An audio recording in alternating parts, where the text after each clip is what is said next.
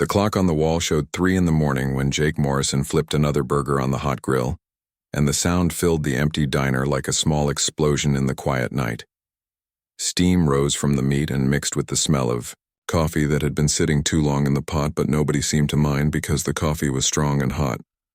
And that was what mattered to the few people who found their way to Betty's diner during the long, dark hours between midnight and dawn. Jake moved around the small kitchen with the kind of easy rhythm that comes from doing the same job for many years, and his hands knew exactly where everything was without him having to think about it. The spatula went from the grill to the plate and back again, while his other hand reached for salt or pepper or whatever the order called for, and it all happened smooth as water flowing downhill. He was not a big man, but there was something solid about him, like a tree that had grown strong by bending with many storms, and his gray hair was cut short and neat, the way some men never stop cutting it, even when they leave the service years behind them. His face had lines around the eyes and mouth that spoke of someone who had seen more than his share of trouble, but his expression stayed calm and steady no matter what happened around him. The diner itself was nothing special, just another roadside place with cracked vinyl seats and a checkerboard floor that had seen better days. But Betty Walsh kept it clean, and the food was good and honest, which was more than you could say for a lot of places these days. The neon sign outside buzzed and flickered sometimes, but it still drew in truckers and night shift workers and insomniacs who needed somewhere warm to sit with a cup of coffee and maybe a piece of pie. Jake had been working the night shift for almost 8 years now, and in all that time he had never been late and never called in sick and never caused any trouble for anyone. He showed up at 10 every evening and worked until 6 in the morning, and then he would drive his old pickup truck back to the small trailer he rented on the edge of town, where he would sleep until late afternoon, and then start the whole cycle over again. The people in town knew him as a quiet man who minded his own business and did his job well, and that was about all they knew, because Jake never talked much about himself or where he came from or what he did before he showed up in their small Montana town 8 years ago, with nothing but a duffel bag and enough money to put down first month's rent on the trailer. Sometimes people would try to get him to talk about his past, especially when they noticed the way he carried himself, or the small anchor tattoo on his left arm that he usually kept covered with long sleeves even in summer. But Jake had a way of changing the subject that was so smooth. You hardly noticed he was doing it until later, when you realized you still didn't know anything more about him than you did before old Pete, who came in most nights around 2 for coffee. And whatever pie Betty had left over from the day shift had been trying to crack Jake's story for years, but he never got anywhere with it. Pete had been in Korea back in the 50s, and he recognized something in Jake that made him think the man had seen his share of military service. But whenever Pete tried to bring it up, Jake would just smile that quiet smile of his and ask Pete if he wanted more coffee. Betty Walsh, who owned the diner, had given up asking questions about Jake's background after the first year because she could tell it made him uncomfortable. And besides, he was the best night cook she had ever had, and she wasn't about to risk losing him over curiosity. She had noticed things, though, like the way Jake could fix almost anything that broke in the kitchen, and how he never seemed to get flustered, no matter how busy things got, and how he always seemed to know when someone was coming through the door, even before the bell rang. There was also the way Jake moved, which was different from most people in ways that were hard to put into words, but once you noticed it, you couldn't stop seeing it. He never wasted motion, and he always seemed to know exactly where everyone else was in the room, and he had this habit of positioning himself so he could see both the front door and the back exit at the same time, which might not mean anything, but then again it might. The limp in his right leg was something else people noticed, though. Jake tried to hide it, and most of the time he did a pretty good job, but sometimes when he had been on his feet for hours, you could see the way he favored that leg just a little bit. When anyone asked about it, he would say he had an old injury and leave it at that, but the way he said it made it clear the subject was closed. Tonight was like most other nights, with just a few customers scattered around the diner and Jake working quietly in the kitchen, filling orders and cleaning as he went, because he believed in keeping things neat and organized. There was a trucker named Bill who came through every Tuesday on his way to Denver, and a woman named Carol who worked the night shift at the hospital and always ordered the same thing, which was scrambled eggs and wheat toast and coffee with cream around. 4 in the morning the place was empty except for old Pete, who was working on his second piece of apple pie and telling Jake a story about his grandson, who was thinking about joining the army, which was something Pete had mixed feelings about, because he knew what military service could do to a man, But he also knew it could make boys into men if they were lucky enough to come home in one piece. Jake listened while he cleaned the grill and wiped down the counters because he had learned that sometimes people needed to talk and all you had to do was be there and let them say what they needed to say. He made the right sounds at the right times and asked the right questions to keep Pete talking. But part of his mind was always somewhere else, watching and listening, and ready for whatever might come through that door. When the morning shift started, arriving Jake would hang up his apron and drive home to his trailer where he would eat a simple breakfast and maybe read for a while before going to sleep. But he never stayed in town longer than he had to because he had learned that the more time you spent around people, the more likely they were to start asking questions you didn't want to answer. The trailer was small and clean and had everything Jake needed, which wasn't much. Just a bed and a table and a few books and some clothes. And a small television he rarely watched because he had seen enough of the world to know that most of what they showed on the news was just the same old story told over and over again, with different names and faces, but the same basic human problems that never seemed to get solved no matter how many wars were fought or how many promises were made. Sometimes late at night when he couldn't sleep, Jake would sit outside the trailer and look up at the stars and remember things he tried not to think about during the day, but the memories came anyway like water seeping through cracks in a dam. And there wasn't much he could do except wait for them to pass and hope that tomorrow would be easier than today. Friday nights were always busier at the diner, because people had money in their pockets and time to spend it and nowhere else to go, in a town where most things closed by 9 o'clock, so Betty's Diner became the place where people gathered to eat and talk and wait for the weekend to really begin. Jake liked the busy nights because they kept his hands occupied and his mind focused on simple things like cooking and serving and making sure the coffee stayed fresh and hot. Around 11:30, a group of young men came through the door and Jake could tell right away they were military even though they were wearing civilian clothes. Because there was something about the way they moved and held themselves that you couldn't hide no matter what you put on. They were loud and happy the way soldiers get when they are on leave and free from the rules and routines that govern their daily lives. And they took up 2 tables near the window where they could see the parking lot and the road beyond. Jake counted 6 of them and guessed they were probably in their 20s or early 30s and in good shape the way military people usually are. And they had the kind of easy confidence that comes from knowing you can handle whatever trouble might come your way. One of them was clearly the leader because the others looked to him when decisions needed to be made about what to order or where to sit. And he had the bearing of someone who was used to being in charge. This one was tall and lean with dark hair, cut military short and eyes that seemed to take in everything around him without making it obvious he was doing it. And when he spoke to the others, his voice carried the kind of authority that doesn't need to be loud to be effective. Jake noticed the way the man's eyes swept the room when they first came in,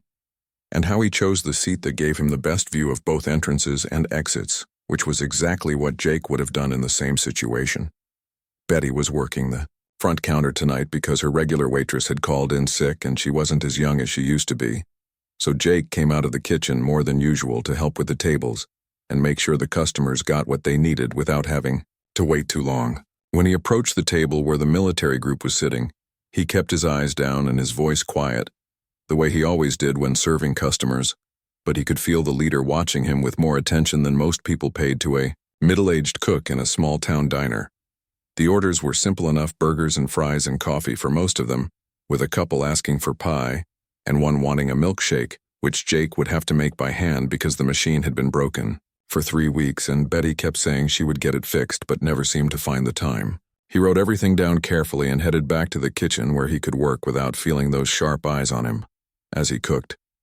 Jake found himself thinking about the way the leader had looked at him and wondering if there was something familiar about the man's face, but he couldn't place where he might have seen him before, which bothered him more than it should have because Jake had trained himself to remember faces, and it wasn't like him to forget someone who might be important. The food came together quickly, and Jake loaded everything onto a large tray and carried it back to the table, where the young men were talking quietly among themselves about things that sounded like they might be classified, which meant they were probably special operations of some kind, and that made Jake even more careful to keep his expression neutral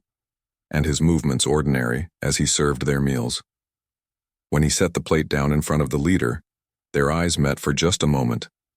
and Jake felt something like recognition pass between them, but it was gone so fast he might have imagined it, and the man just nodded politely and said, "Thank you," the way customers always did when they were being served. Jake finished distributing the food and headed back to the kitchen, but he could feel someone watching him as he walked away. The group stayed for almost 2 hours, eating and talking and drinking coffee. And Jake served them 3 times when they needed refills or extra ketchup or another piece of pie. But each time the interaction was brief and professional and nothing more. They seemed to be enjoying themselves and they weren't causing any trouble for the other customers. So Jake didn't pay them much attention, except to notice that the leader kept glancing toward the kitchen whenever he thought no one was looking around. 1:30 in the morning, the group started getting ready to leave and Jake was in the kitchen washing dishes when he heard them gathering their things and saying goodbye to Betty, who always made a point of thanking customers for their business, especially when they had been polite and tipped well. He expected them to just walk out the way most customers did, but instead, he heard footsteps coming toward the kitchen and looked up to see the tall leader standing in the doorway. The man didn't come all the way into the kitchen, which would have been inappropriate, but he stood there for a moment looking directly at Jake with those sharp eyes, and there was something in his expression that made Jake's heart start beating faster, even though he couldn't say why. For a long moment, neither man spoke, and the only sound was the distant conversation of the other soldiers and the hum of the refrigerator and the quiet bubble of the coffee pot. Then the leader said, "Excuse me," and his voice was quiet and respectful, but there was something underneath it that Jake recognized from a long time ago, when men spoke carefully because words could mean the difference between life and death. The man seemed to be studying Jake's face as if he was trying to solve a puzzle, and Jake had to fight the urge to step back or turn away, because something about this moment felt dangerous in ways he couldn't quite identify. "I'm Lieutenant Commander Alex Carter," the man said. And Jake noticed he didn't give his first name, which was interesting because most people did when they introduced themselves in casual situations. But military people sometimes kept things formal, even when they were off duty. Alex continued looking at Jake as if he expected some kind of response, but Jake just nodded politely and said, "Nice to meet you," the way he would to any customer. Alex seemed to be waiting for something else, and the silence stretched between them, until Jake asked if there was anything wrong with the food or the service, because that was the only reason he could think of for a customer to seek him out in the kitchen. "No," Alex said everything was excellent, and he paused again before adding, "You seem familiar to me, and I was wondering if we might have met somewhere before." Jake felt a chill run down his spine because this was exactly the kind of question he had been avoiding for 8 years, and he had prepared answers for it. But somehow when the moment came, his mouth felt dry, and his mind went blank for just a second, before he managed to say he didn't think so, because he would have remembered meeting a naval officer. Alex nodded slowly, but he didn't look convinced, and Jake could see him processing information, the way trained people do when they are trying to solve a problem. The other soldiers were calling for Alex to hurry up, and he turned toward the sound of their voices, but then looked back at Jake one more time and said, "Well, maybe I'm mistaken, but there's something about you that reminds me of someone I used to know." Jake forced himself to smile and said he got that a lot because apparently he had one of those faces, and Alex smiled back, but it didn't reach his eyes. After Alex left, Jake stood in the empty kitchen for a long time trying to calm his breathing and telling himself that it was probably nothing, just a random coincidence that meant nothing. But deep down he knew better, because he had seen the look in Alex's eyes, and it was the look of someone who was starting to put pieces together even if he didn't understand what the puzzle was yet. The rest of the night passed quietly, but Jake couldn't shake the feeling that something had changed and that his carefully constructed, peaceful life might be about to become much more complicated than he wanted it to be. Alex Carter couldn't sleep that night, even though he and his team had been awake for almost 20 hours, and his body was telling him to rest. But his mind kept going back to the cook in the diner and the nagging feeling that he knew that man from somewhere important. He lay in his hotel bed staring at the ceiling and running through memories of every deployment and every mission and every briefing he had attended in his 15 years of military service. But he couldn't place where he might have encountered Jake Morrison. It wasn't just the man's face that bothered Alex, though that was part of it, because there was something about those gray eyes that seemed familiar in a way that made his skin crawl with recognition. It was more the way Jake moved with that economy of motion that spoke of serious training. and the way he had positioned himself in the kitchen so he could see the dining room while keeping his back to a solid wall, and the way his hands never quite relaxed even when he was just serving food. Alex had been a Navy SEAL for 12 years. And before that he had been regular Navy for 3. And in all that time, he had learned to read people the way others read books. Because your life often depended on knowing who was dangerous and who wasn't, and what someone was capable of based on how they carried themselves and moved through space. Jake Morrison moved like someone who had been in very serious trouble and learned to survive it. Around 4 in the morning, Alex gave up trying to sleep and got dressed quietly so he wouldn't wake his roommate who was snoring peacefully in the next bed, and walked out to his rental car and drove back to the diner because he needed to see Jake again and try to figure out why every instinct he had was telling him this man was important in ways he couldn't understand. The diner was almost empty when Alex walked in, and Betty Walsh looked surprised to see him back so soon, but she smiled and asked if he wanted coffee and maybe some breakfast to go with it.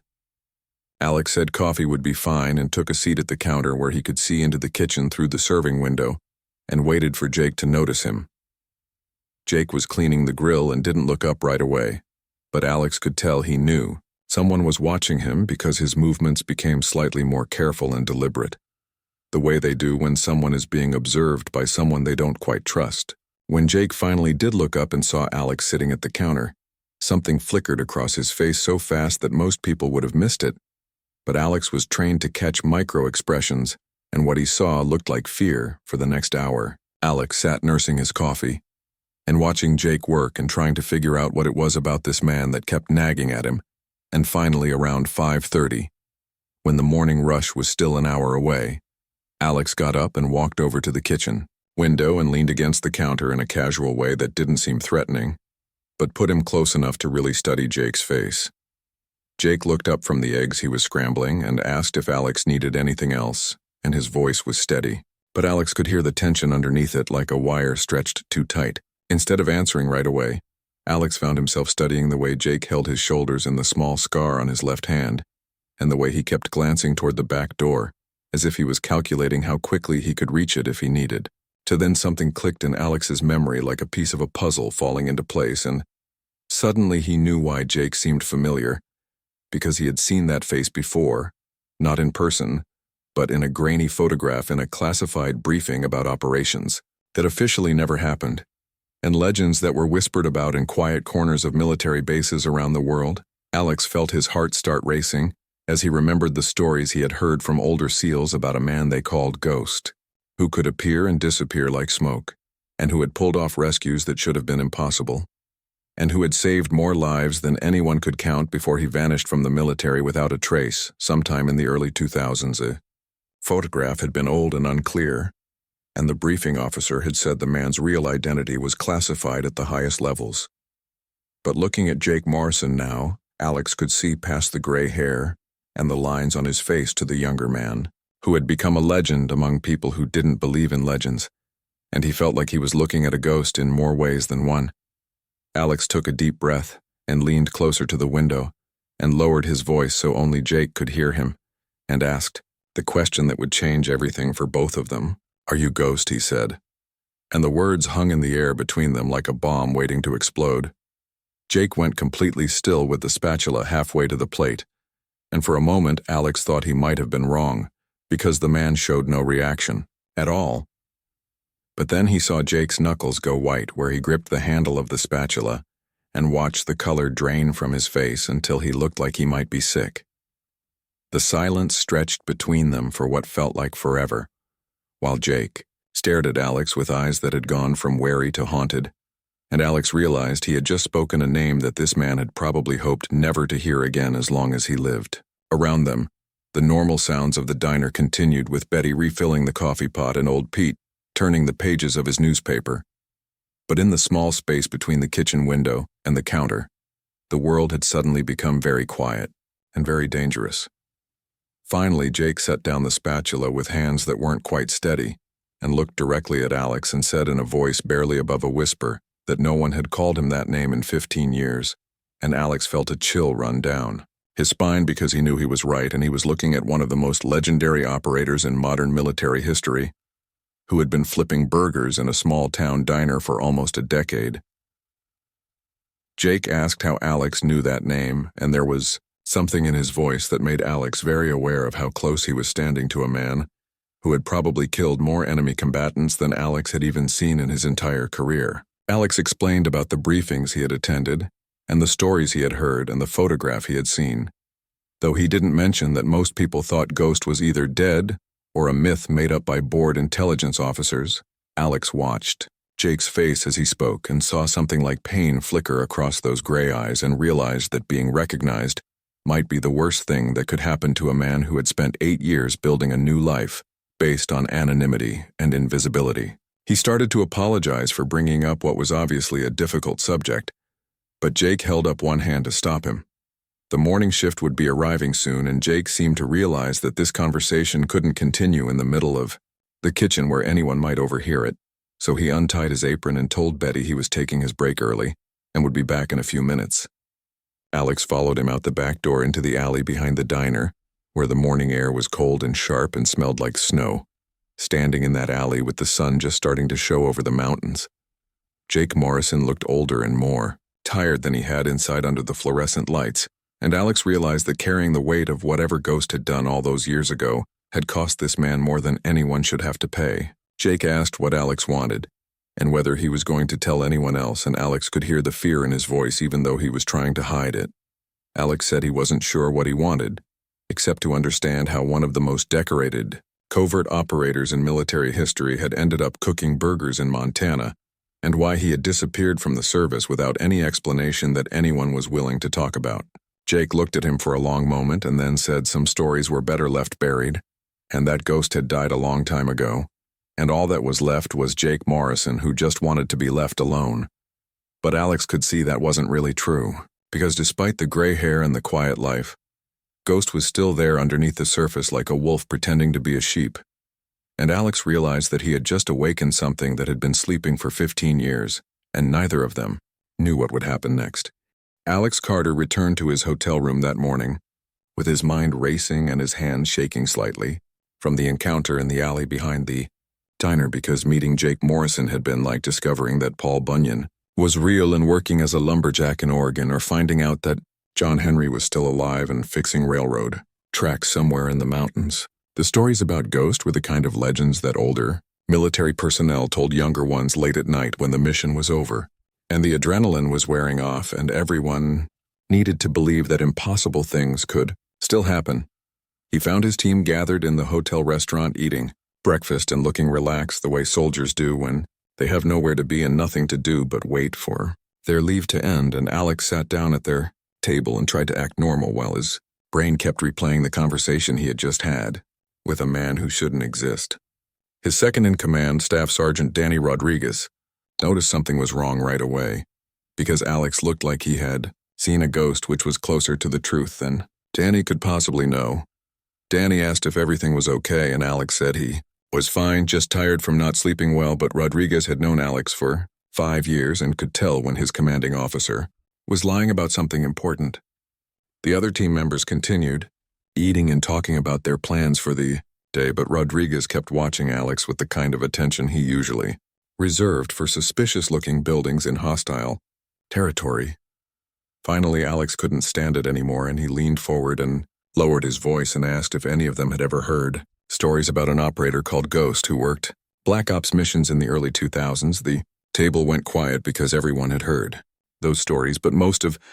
them thought Ghost was either dead or fictional, or both, and they weren't sure why Alex was bringing it up during breakfast in a civilian hotel. Rodriguez said he had heard the name mentioned by his father, who had been a Green Beret and who claimed to have worked with Ghost on a mission in Afghanistan back in 2003, but that was probably just military mythology getting passed down from one generation to the next. Petty Officer First Class Kevin Walsh said his uncle had sworn that Ghost saved his entire unit during the Kandahar siege, but Kevin had never believed it because the story sounded too much like something out of a movie. Petty Officer Second Class Tony Martinez said he had read a classified after-action report that mentioned an operator with that call sign, but the details were so heavily redacted that it was impossible to know what was true and what was cover story. The youngest member of the team, Petty Officer Third Class Bobby Chen said he thought Ghost was just a legend like the Tooth Fairy or Santa, claws that people talked about to make the work seem more exciting than it really was. Alex listened to all of this and then took a deep breath and told them he had reason to believe that Ghost was real and that he was currently living in their small Montana town, working as a cook in the diner where they had eaten dinner the night before. The silence that followed was the kind of complete quiet that comes when people are trying to process information that doesn't fit with anything they thought they knew. About the world, Rodriguez was the first to speak, and he asked if Alex was feeling okay because that sounded like the kind of thing someone might say if they were having a breakdown or suffering from stress or maybe drinking too much coffee. Alex said he was completely serious and that he had recognized Jake Morrison from intelligence briefings and that the man had confirmed his identity. When directly confronted about it, Walsh asked why someone like Ghost would be working in a diner in the middle of nowhere instead of training special forces units or working for private military contractors or any of the 100 other things that legendary operators usually did when they retired from active duty. Alex said he didn't know, but that Jake Morrison seemed to be hiding from something or someone and that he had the look of a man who was carrying more guilt than any one person should have to bear. Martinez wanted to know what they were supposed to do with this information because if it was true, then they were probably the only people in the world who knew where to find one of the most famous ghost operatives in military history. Chen asked if they should report it to their command structure, but Alex said he wasn't sure because Jake Morrison obviously didn't want to be found, and there might be good reasons for that. Conversation continued for another hour with each team member asking questions and offering theories about why Ghost might have disappeared and what he might have been involved in that would make him want to vanish so completely from the military world. Rodriguez remembered hearing that Ghost's last mission had gone bad somehow and that everyone on his team had been killed except for him. But the details were classified so far above his pay grade that even asking about them could get you in serious trouble. Walsh said his uncle had mentioned something about Ghost refusing a Medal of Honor because he felt responsible for the deaths of his teammates. But that could have been just another part of the legend growing in the telling. Martinez pointed out that operators at that level often suffered from survivor guilt and post-traumatic stress that could drive them to seek isolation and anonymity as a way of dealing with memories they couldn't escape. Chen, who was the youngest and least experienced, suggested that maybe they should try to talk to Jake Morrison and find out what really happened during his last mission, but the older team members explained that you don't just walk up to someone like Ghost and start asking personal questions about classified operations, especially when that person has made it clear they want to be left alone. Alex found himself thinking about the look in Jake's eyes when he had spoken the name Ghost and realized that whatever had happened to drive this man into hiding must have been something truly terrible, because you don't give up a legendary career and disappear into civilian life unless the alternative is worse than death. He also realized that by recognizing Jake Morrison, he might have just destroyed the carefully constructed, peaceful existence that this man had spent 8 years building. As the team finished breakfast and prepared to leave the restaurant, Alex made a decision that would change everything for all of them, because he told his men that they were going to respect Jake Morrison's privacy and not tell anyone else what they had discovered unless Jake himself gave them permission to do so. He said that Ghost had earned the right to live whatever life he chose and that they owed him that much respect for his service, even if they never learned the full truth about what had driven him into exile. Rodriguez asked what would happen if their command structure found out they knew where Ghost was and hadn't reported it, but Alex said that was a risk they would have to take because some things were more important than following regulations, and protecting a fellow warrior's right to peace was one of those things. The team agreed to keep the secret, but Alex could see in their eyes that discovering Ghost was real had changed something fundamental in their understanding of what it meant to serve and what price some people paid for that service. That evening, Alex returned to the diner alone because he felt he owed Jake Morrison an explanation about what he planned to do with the information he had discovered, and he wanted to make sure the man understood that his secret was safe with Alex's team. Jake was working the evening shift, and when he saw Alex come through the door, something like resignation crossed his face, as if he had been expecting this moment. All day Alex ordered coffee and waited until the diner was empty except for them, and then he walked over to the kitchen window and told Jake that his team knew the truth but that they had agreed to keep it secret and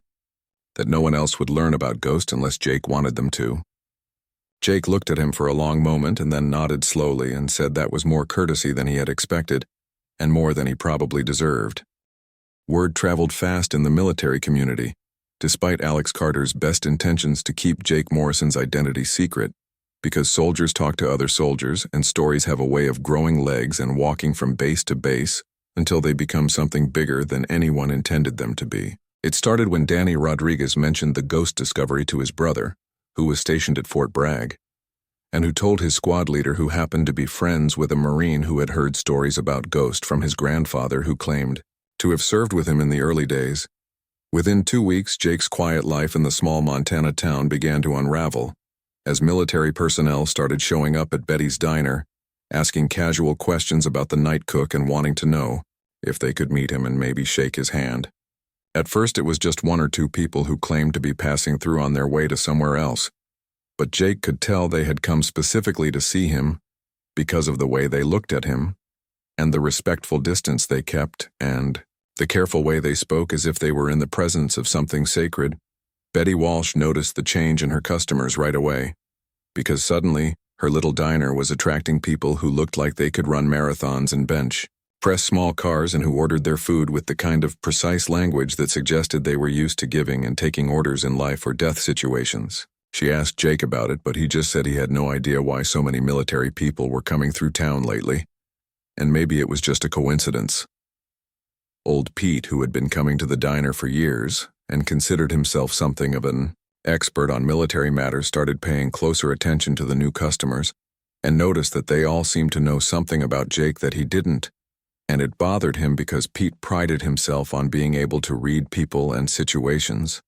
He tried asking some of the younger soldiers about it, but they just smiled politely and said they had heard the food was good and wanted to try it for themselves. Jake found the attention increasingly difficult to handle, because every new face that came through the door might be someone who knew his real identity, and every conversation might be the one that forced him to confront memories he had spent 8 years trying to forget. He started having trouble sleeping again, and the nightmares that had plagued him for years after his last mission began returning with a vengeance, bringing back images and sounds and smells that he had hoped were buried forever. The nightmares were always the same, starting with the mission briefing in a windowless room where maps covered every surface and ending with the explosion that killed his entire team while he lay wounded and helpless 50 meters away, listening to their voices on the radio as they called for help that would never come. He would wake up covered in sweat and shaking, and it would take him hours to convince himself that he was safe in his trailer in Montana and not back in that desert hell where everything had gone wrong. During the day, Jake tried to maintain his normal routine, but he found himself jumping at unexpected sounds and constantly checking the exits and positioning himself so he could see anyone who might be approaching from any direction. Betty noticed that he seemed nervous and distracted and asked if he was feeling okay. But Jake said he was fine, just tired from working too many double shifts. The breaking point came on a Tuesday night when a group of 5 Marines showed up at the diner, and one of them approached the kitchen window and said they had driven 12 hours from Colorado just to meet Ghost and thank him for what he had done during the Kandahar siege. Jake felt something inside him snap, because these young men had no idea what they were talking about or what the Kandahar siege had cost him and everyone else who had been there. He told them they had the wrong person and that he was just a cook who had never been anywhere near Kandahar, but the Marines smiled and said they understood he had to be careful about operational security, but that they knew who he was and they respected what he had sacrificed for his country. Jake asked them to leave him alone and go back to whatever base they had come from, but they said they just wanted to buy him a cup of coffee and hear one story about the old days. That night, after his shift ended, Jake sat in his truck in the parking lot of the diner for almost an hour, trying to decide whether he should pack up his few belongings and disappear again, the way he had disappeared from the military 8 years earlier. He had done it once, and he could do it again because he had learned how to become invisible and how to create new identities and how to live off the grid when necessary. But the thought of starting over somewhere else made him feel tired in ways that had nothing to do with physical exhaustion. When he finally drove home to his trailer, Jake found 3 more military vehicles parked along the road leading to his property, and he could see people standing around in the darkness waiting for him to return. He drove past without stopping and spent the night in his truck parked behind a gas station 20 miles away, while he tried to figure out what to do next, because his carefully constructed, peaceful life was falling apart, and there seemed to be no way to put it back together. The next morning, Jake called in sick to work for the first time in 8 years and drove to a payphone outside the next town over, where he called Alex Carter's hotel and asked to meet him somewhere private because he needed help and didn't know where else to turn. Alex agreed immediately, and they met at a rest stop 50 miles away where they could talk without being observed or overheard by anyone who might be looking for. Alex could see that Jake was close to breaking down, because the man who had been calm and controlled in the diner now looked like he hadn't slept in days, and his hands were shaking slightly as he lit one cigarette after another with a lighter that bore the insignia of a unit that Alex recognized as being involved in some of the most classified operations in recent military history. Jake asked if Alex had told anyone else about Ghost, and Alex admitted that word had gotten out, despite his best efforts to keep it secret. Jake laughed bitterly and said he should have known that secrets like this never stayed buried for long, because the military was like a small town where everyone knew everyone else's business, and stories about legendary operators were too good not to share. He said he had been stupid to think he could hide forever, and that maybe it was time to disappear again before things got any worse. Alex asked where Jake would go and what he would do, because running away wouldn't solve the fundamental problem, which was that people now knew Ghost was alive and they weren't going to stop looking for him just because he changed his name and moved to a different state. Jake said he had other identities he could use and places he could go where no one would think to look for him. But Alex could see that the thought of starting over again was destroying something essential in this man's spirit. The conversation lasted for 3 hours, and by the end of it, Alex had heard things about military operations and government cover-ups and the real cost of fighting shadow wars that he wished he could forget because some knowledge was too heavy for any one person to carry. Jake told him about the mission that had ended his career and destroyed his team and left him with guilt and nightmares that no amount of time or distance seemed able to heal. Alex realized that Jake Morrison wasn't just hiding from unwanted attention. He was hiding from himself and from memories that were eating him alive from the inside out, and that all the well-meaning military personnel who wanted to honor Ghost were actually making his suffering worse by refusing to let him forget what he had lost. The irony was that the man they wanted to celebrate as a hero saw himself as a failure who had let down the people who trusted him most. The call came at 3 a.m. on a secure line that Alex Carter hadn't used in 6 months, and the voice on the other end belonged to Admiral Patricia Hayes, who commanded Naval Special Operations for the Pacific Fleet, and who never called anyone at 3 a.m. unless the world was about to end. Alex was still on leave in Montana, but he answered on the second ring, because you don't ignore calls from admirals, even when you're supposed to be relaxing and pretending that you have a normal life. Admiral Hayes didn't waste time with pleasantries, because she said there was a situation developing that required immediate attention, and that Alex needed to get his team ready for deployment within the next 12 hours. Alex asked what kind of situation they were dealing with, and the admiral said it was classified, but that it involved a terrorist group that had taken control of a research facility in the mountains about 200 miles from where Alex was currently located. The facility was called Pine Ridge Research Station, and it was operated by the Department of Energy under contracts that were so classified that even Alex didn't have clearance to know what kind of work they did there. But the Admiral said it involved experimental energy systems that could be weaponized if they fell into the wrong hands. The terrorist group had killed 3 security guards and taken 18 researchers and technicians hostage, including 2 scientists whose knowledge could be used to turn the experimental equipment into a device capable of devastating the surrounding area. Alex asked about local law enforcement and FBI response, but the Admiral said the facility was located in terrain that made conventional assault extremely difficult, and the terrorists had demonstrated knowledge of the security systems that suggested they had inside help from someone who understood the layout and procedures. The situation was complicated by the fact that any attempt to storm the facility could result in the detonation of experimental materials that would contaminate hundreds of square miles. The Admiral explained that they needed someone who had experience with this particular facility and who understood its security systems and structural vulnerabilities, and who could get inside without triggering the various detection systems that the terrorists were undoubtedly monitoring. Alex felt his stomach drop because he suddenly understood why the Admiral was calling him personally, instead of routing this through normal command channels. Admiral Hayes said she knew that Alex had recently made contact with an individual whose previous service record included successful infiltration of Pine Ridge Research Station during a classified operation in 2007, and that this individual might be their best option for resolving the current crisis. Alex asked how she knew about Jake Morrison,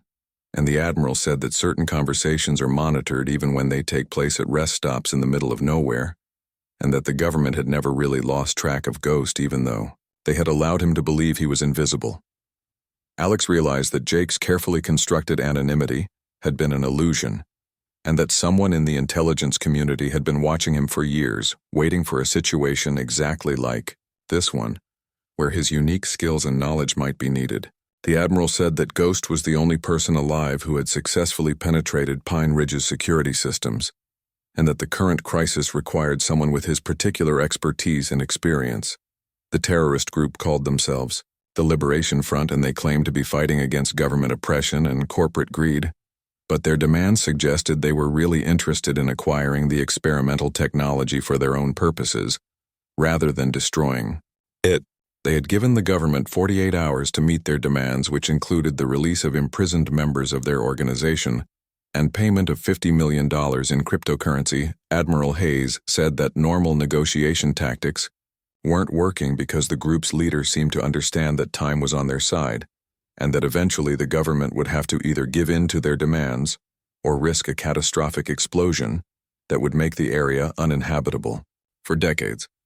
the facility's emergency protocols required complete evacuation of all personnel within a 30-mile radius if the experimental systems were compromised, and that evacuation was already underway.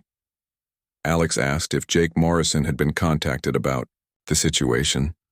and the Admiral said that was why she was calling Alex, because they needed him to approach Ghost and convince him to come out of retirement for one final mission. Alex said he wasn't sure Jake would be willing to help,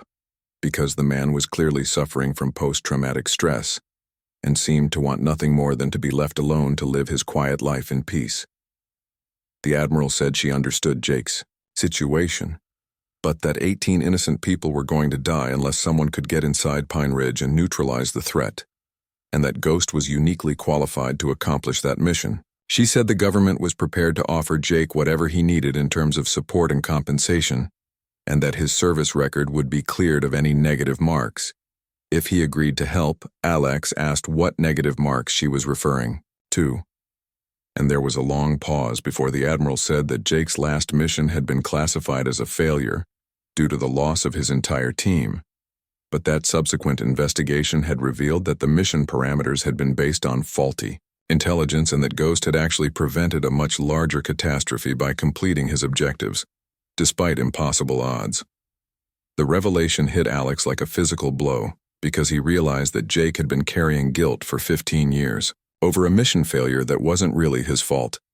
and that the military had allowed him to believe he was responsible for his team's deaths, when the real blame lay with intelligence officers who had provided incorrect information about enemy strength and positions. The Admiral said that truth had been classified to protect sources and methods, but that Jake deserved to know what really happened.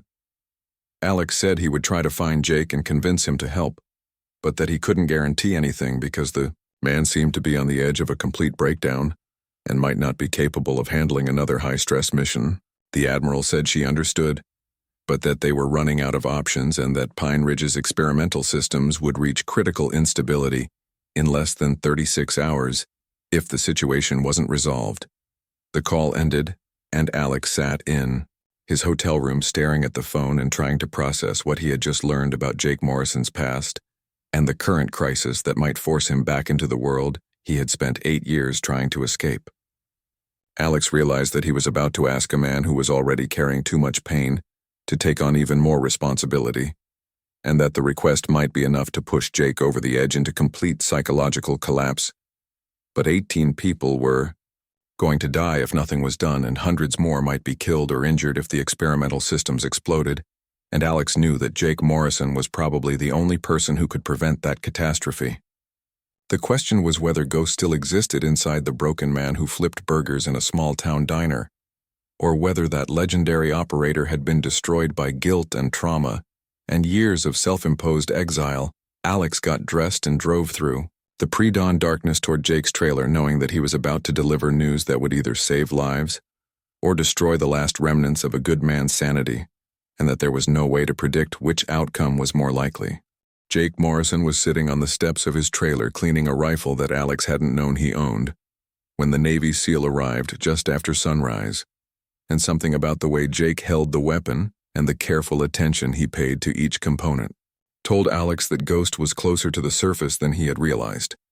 Jake looked up when he heard the car approaching, and Alex could see that the decision had already been made before any words were spoken, because there was something different in those gray eyes, something harder and more focused than had been there during their previous conversations. Alex explained the situation at Pine Ridge Research Station and watched Jake's face for any sign of the breakdown he had been expecting. But instead he saw a transformation that was both fascinating and disturbing as the tired cook disappeared and was replaced by someone who radiated competence and danger in equal measure. Jake asked specific questions about the terrorist group's tactics and the facility's current security status and the timeline they were working with, and his voice carried the kind of calm authority that Alex remembered from his best commanding officers. When Alex finished briefing him on the situation, Jake was quiet for a long moment,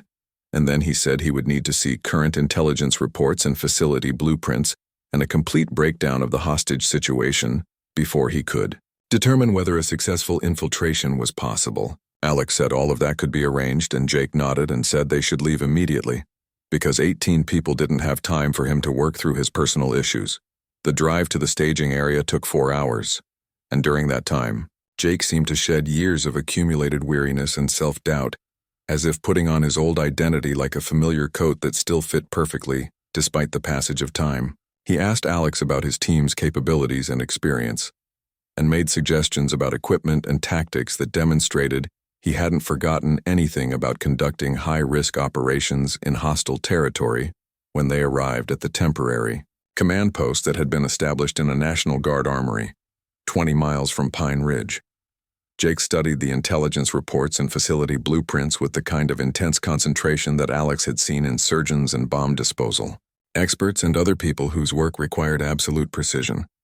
After 2 hours of analysis, Jake said the mission was possible, but extremely dangerous because the terrorists had positioned themselves well and had obviously studied the facility's defensive systems. Admiral Hayes arrived by helicopter just before noon, and Alex could see her surprise when she met Jake Morrison in person, because whatever she had expected based on his service record, the reality of a gray-haired man in work clothes probably wasn't it. But Jake's briefing on his planned approach to the facility was so detailed and professional that any doubts about his current capabilities vanished within the first few minutes of conversation. Jake's plan involved approaching Pine Ridge through a drainage system that connected to the facility's lower levels, and using his knowledge of the security systems to avoid detection while he worked his way up to where the hostages were being held. The approach would take him through areas that were heavily contaminated with experimental materials, and would require him to work alone because the protective equipment needed would slow down anyone who wasn't familiar with the facility's layout. Alex volunteered to accompany Jake on the mission, but Jake said this was something he needed to do alone, because bringing other people would only increase the risk of detection and compromise the mission's chances of success. Admiral Hayes agreed with Jake's assessment, but said she would have a full tactical team standing by in case backup was needed, though she acknowledged that if Jake's infiltration failed, there probably wouldn't be time for a conventional assault. Equipment Jake requested was military gear he hadn't worn in 15 years, but when he put on the tactical vest and night vision goggles and communications equipment, he moved with the fluid efficiency of someone who had never really stopped being a soldier despite his years of civilian life. Alex watched him check his weapons and test his equipment and realized he was seeing Ghost emerge fully.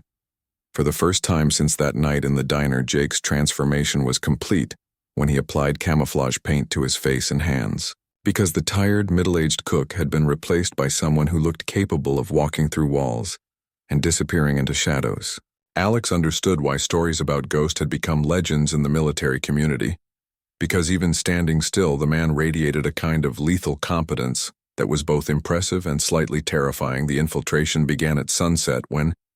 Jake entered the drainage system half a mile from Pine Ridge and began working his way toward the facility through tunnels that were barely large enough for a man to crawl through.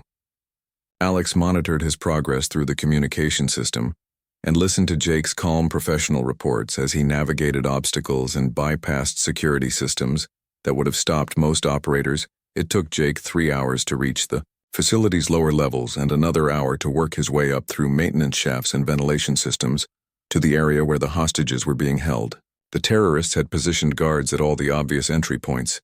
but they hadn't considered someone approaching from below through systems that required intimate knowledge of the building's structure. Alex listened to Jake's whispered reports. As he observed the terrorist positions and identified their weapons and counted their numbers, and planned his approach to neutralizing the threat without endangering the hostages. The precision of his observations and the calm way he analyzed the tactical situation reminded Alex why Ghost had been considered the best at what he did. The actual assault lasted less than 10 minutes, and Alex heard most of it through Jake's open microphone as he moved through the facility like a force of nature, taking down terrorists with techniques that were both brutally effective and remarkably quiet. When it was over, 14 hostiles were dead and 18 hostages were safe, and the experimental systems had been secured without any damage to the surrounding area.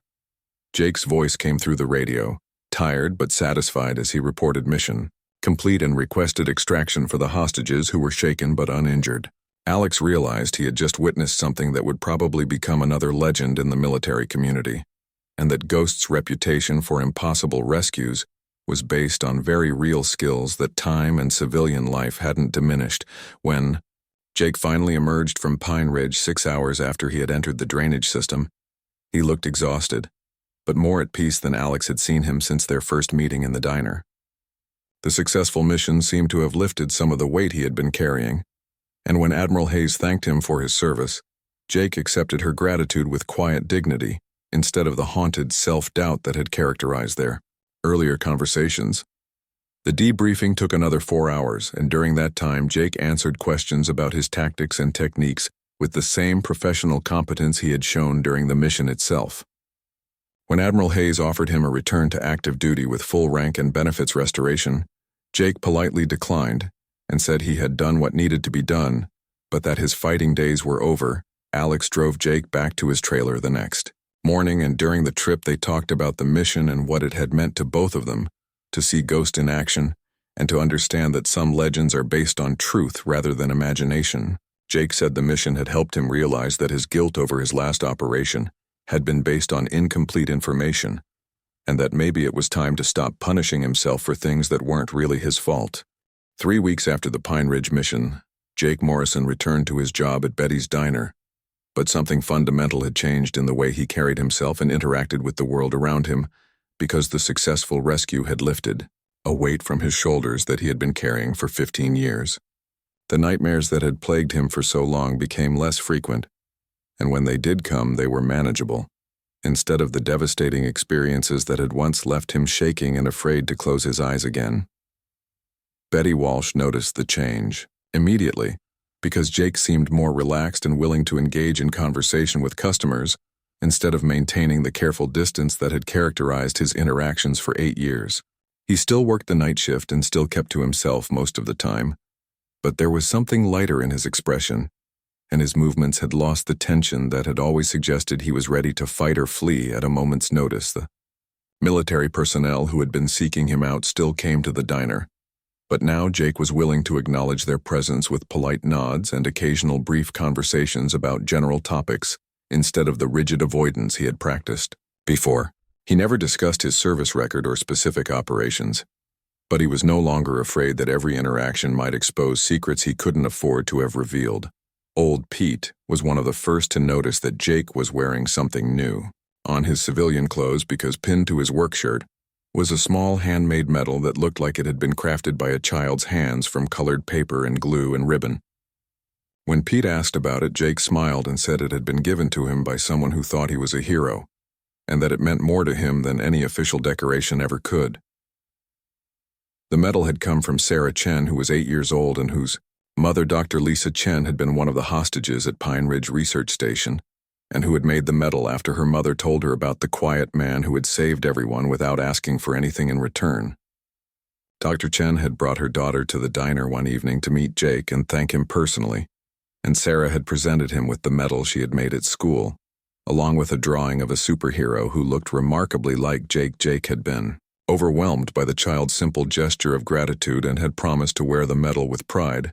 which he did every day after that, because it represented something pure and uncomplicated about heroism that had nothing to do with official recognition or military decorations. The medal reminded him that sometimes the most important battles are fought not for glory or honor, but simply because someone needs help, and you have the ability to provide it. Admiral Hayes had offered Jake a full restoration of his military benefits and a promotion to a rank that reflected his true contributions to national security,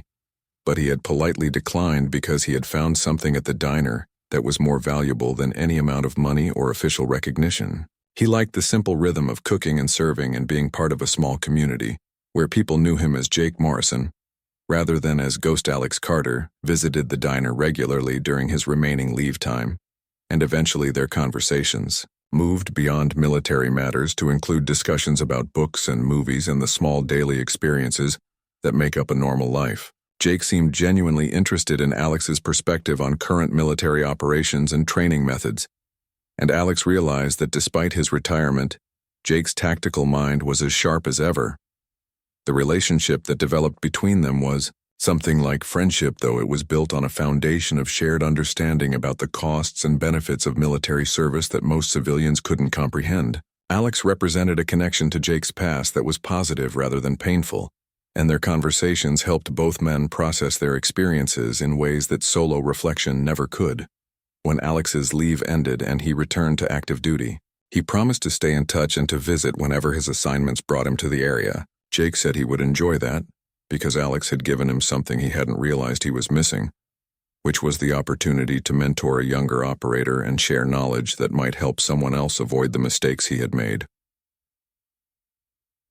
The town gradually adjusted to Jake's new status as someone who was more than just a night shift cook, though most people still didn't know the details of what he had done or why military personnel treated him with such obvious respect. The curiosity was manageable now because Jake was no longer afraid that attention would destroy his carefully constructed, peaceful existence. Betty Walsh finally worked up the courage to ask Jake directly about his background, and he told her a simplified version of the truth, which was that he had served in the military for many years and had been involved in operations that he couldn't discuss, but that were officially over and done with. Betty said she had always known there was more to his story, and that she was glad he had found some peace with whatever had happened in his past. Jake's trailer remained simple and uncluttered, but he added a few items that reflected his acceptance of his dual identity as both Ghost and Jake Morrison, including photographs from his military service that he had kept hidden for years, and a small American flag that he displayed with quiet pride. He also began reading military history and biography again, which were subjects he had avoided during his years of self-imposed exile. The anchor tattoo on his arm was no longer hidden under long sleeves, because Jake had stopped being ashamed of his military service and the connections it represented to people and experiences that had shaped him into the man he had become. When people asked about it, he would say it reminded him of his time in the Navy, and leave it at that. But he no longer acted as if the tattoo was something that needed to be concealed. On quiet nights, when the diner was empty, except for old Pete and his stories, Jake would sometimes find himself thinking about the 18 people he had saved at Pine Ridge and how their families would never know his name or understand what he had risked to bring their loved ones home safely. The anonymity of his heroism was something he had come to appreciate because it allowed him to help people without the complications that came with public recognition. Jake Morrison had learned that true honor doesn't require medals or parades or official acknowledgement, because the most important rewards come from knowing that you used your abilities to make the world a little bit safer for people who couldn't protect themselves. The handmade medal from Sarah Chen represented that kind of pure appreciation, and it meant more to him than all the classified commendations he had earned during his years as Ghost. As he cleaned the grill at the end of another shift, Jake reflected on the strange journey that had brought him from legendary operator to small-town cook, and back to something that combined the best elements of both identities. He was still the same man who had earned the call sign Ghost, but he was also someone who had found peace in simple work and small kindnesses, and the knowledge that heroism comes in many forms and doesn't always require dramatic gestures or dangerous missions. The story of Ghost had become legend in military circles, but the story of Jake Morrison was still being written one day at a time in a small diner where good food and honest work and human decency mattered more than anything that had happened in the classified world he had left behind.